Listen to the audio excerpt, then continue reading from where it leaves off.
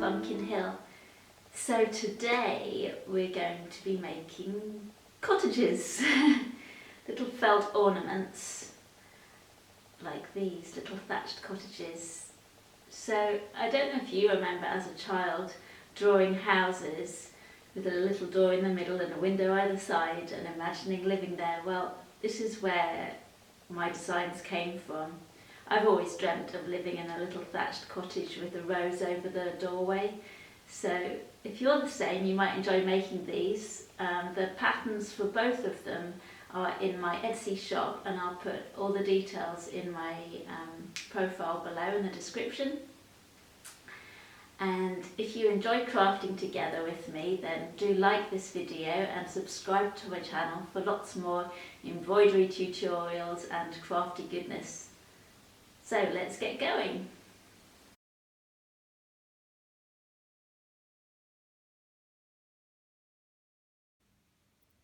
So I've cut out all the individual felt pieces for the house, including cute little chimneys and little windows and doorways and things, and I've started on the stitching work.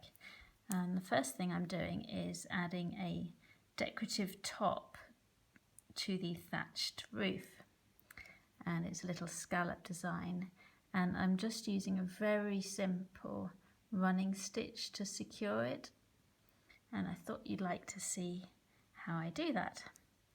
So I put a knot in the end of my thread to secure it, and I've worked my way along a little bit on this one. So you bring your thread out from the back of the felt, and the idea is to make small little stitches, roughly the same size each, with a nice little gap between each, so it creates a sort of decorative edging.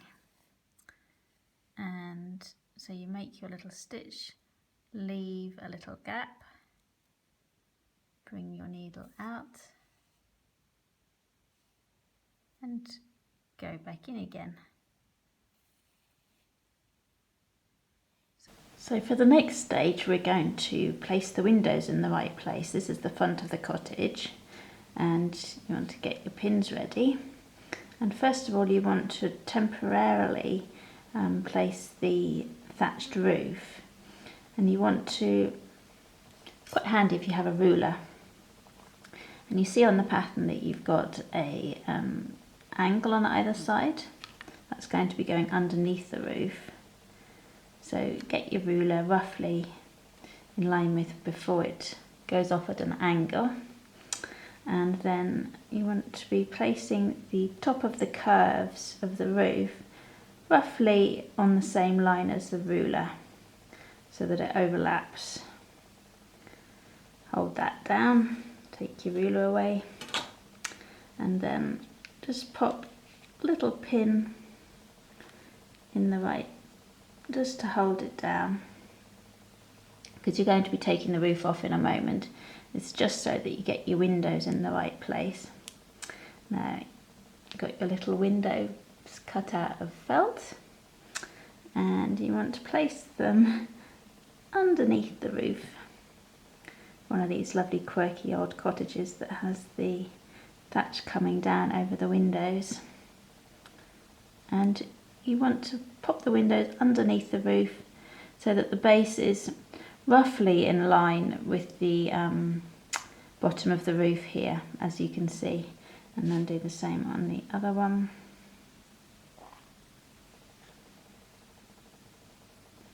Just so they're about in the middle. Doesn't need to be exact, because little old cottages are always wonky, and that's part of the charm of them.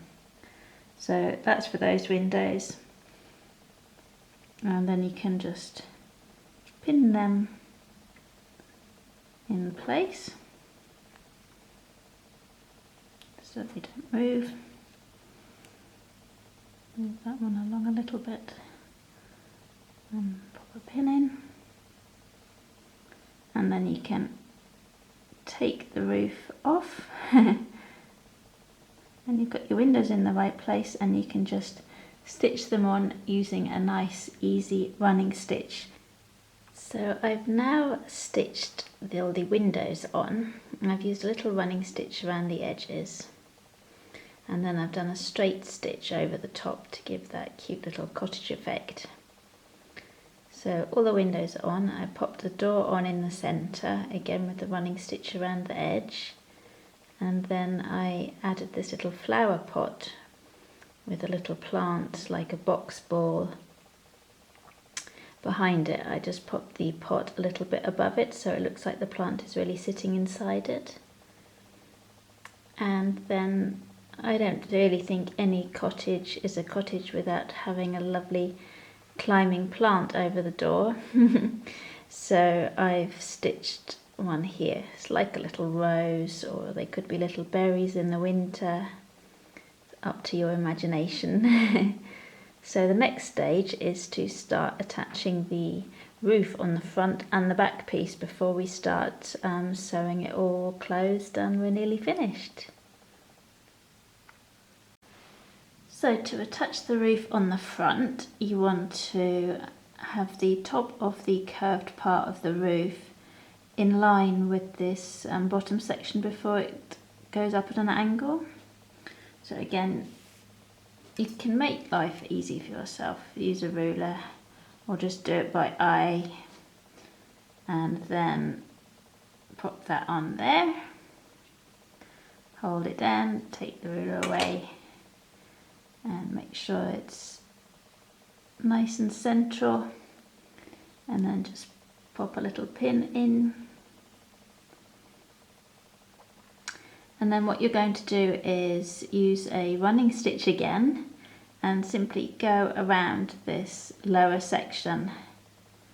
Then once that's actually stitched in place, you will want to add the back roof, and you can turn that over because it will, at the time, it will be all stitched in place, and you can pop the back side of the house on, and then the roof will be in line with the front roof so that it all matches up.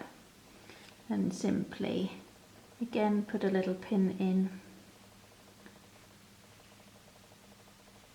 and take them apart, and then stitch this also with a running stitch just along the base. So you've got your knot in the end of the thread, and you want to bring it in between the pieces of your felt, so this will hide the knot. You want to go in the back of the roof,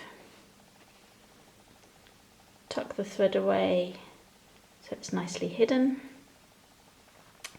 and then bring your thread over, and you want to come in the other piece and come out at the same place that you just did the thread.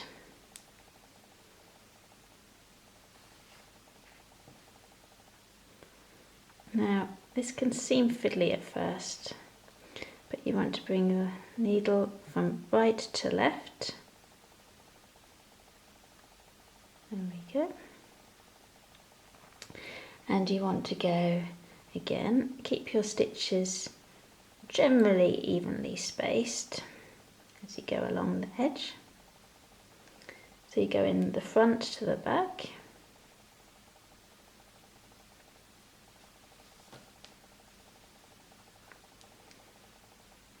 And you go front, right to left. So you get this nice little ridge along the top on the edging. And so again you go front to back.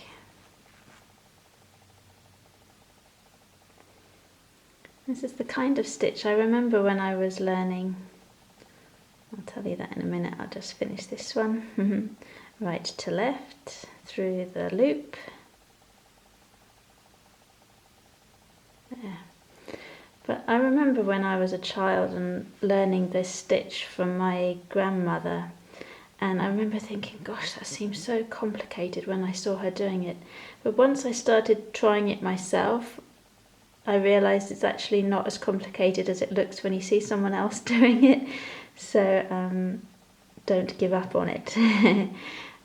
So again, front to back.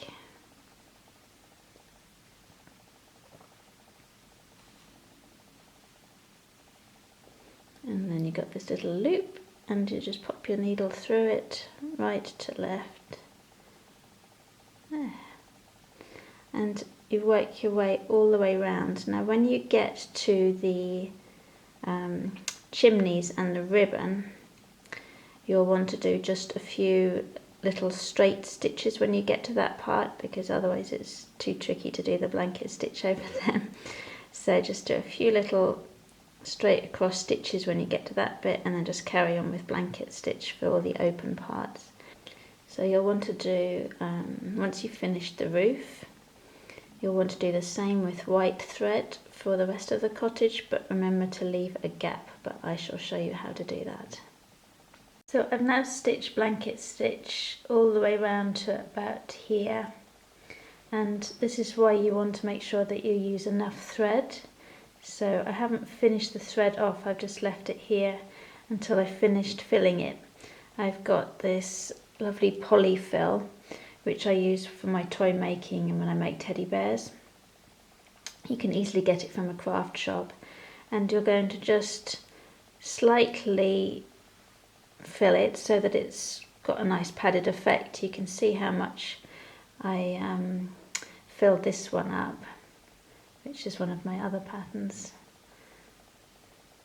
You can also use the blunt end of a pencil for filling it, if that's a bit easier than using your fingers.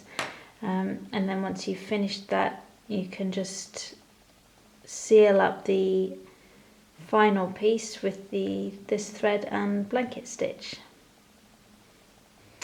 So the cottage is all filled, and I've done blanket stitch up the final section, and we're now going to finish off your thread. So you want to bring your thread back in on the same stitch and come between the two pieces of felt and wrap that around in order to makes a knot. And then you want to go make another knot, go between the thread between the stitches and loop the thread over to make another knot. So that's just a nice double knot. And then you want to take the needle into right through your cottage